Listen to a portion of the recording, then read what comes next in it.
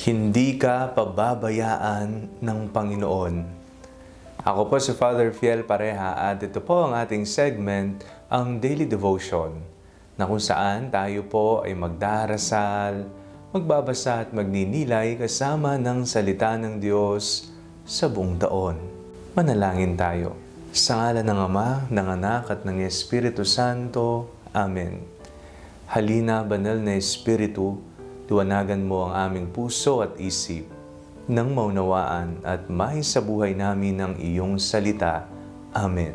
Our Bible passage for today is from the Gospel of St. Luke chapter 9, verses 1 to 6, and I read it for you. Then Jesus called the 12 together and gave them power and authority over all demons and to cure diseases.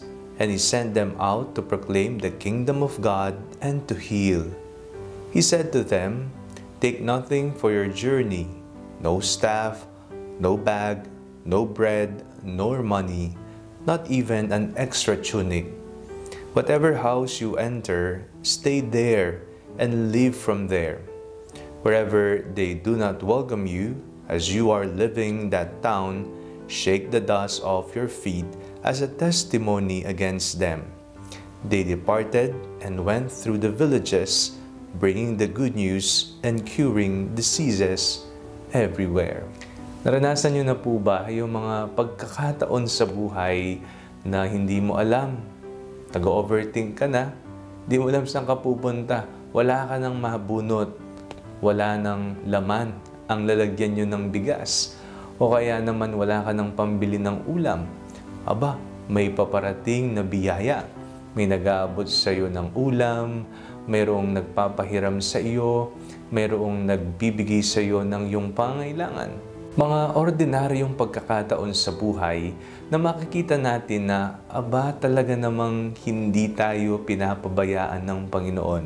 Sa panahon na tayo ay kinakapos sa buhay, sa mga panahon na para bang hindi natin alam kung saan tayo manghihiram at lalapit, magpapadala ang Diyos ng instrumento para mapuno ang iyong kakulangan at pangailangan.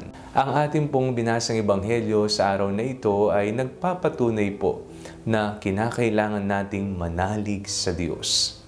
Isinugo ng Panginoon ang mga alagad at kanyang may pit na pinagbilinan, wag na wag magdadala ng mga bagay na hindi naman kailangan sa kanilang pagmimisyon. Take nothing for your journey, no staff, no bag, no bread, no money, not even an extra tunic. Di ba, napakahalaga ng tinapay, no? Napakahalaga ng tungkod para sa mga naglalakbay, napakahalaga po ng salapi para may maipambili ka, just in case po na may pangailangan ka. Pero tinuturuan po ng Panginoong Jesucristo ang kanyang mga alagad na manalig, magtiwala sa Panginoon.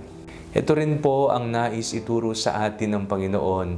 Isang paalala sa mga taong nakakalimot na mayroon tayong mapagmahal na Ama na nagbibigay ng lahat ng ating pangangailangan sa buhay.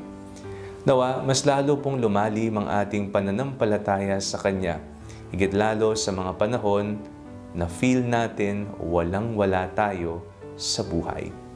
Lagi mong tatandaan, hindi ka kailanman pababayaan ng Panginoon. Manalangin tayo. Panginoong Jesucristo, tunghayan mo ang aming pananampalataya. Nawa, biyayaan niyo po kami ng isang mas malalim na pagdedebosyon sa iyo, pananalig sa iyo, pagmamahal sa iyo. Amen.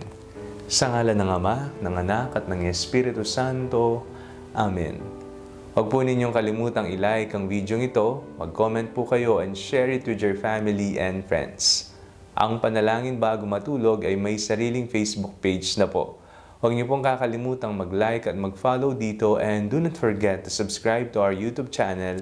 I-click niyo lamang po ang link na nasa description ng video ito, o kaya naman po just search Father Fiel Pareha. God bless you po.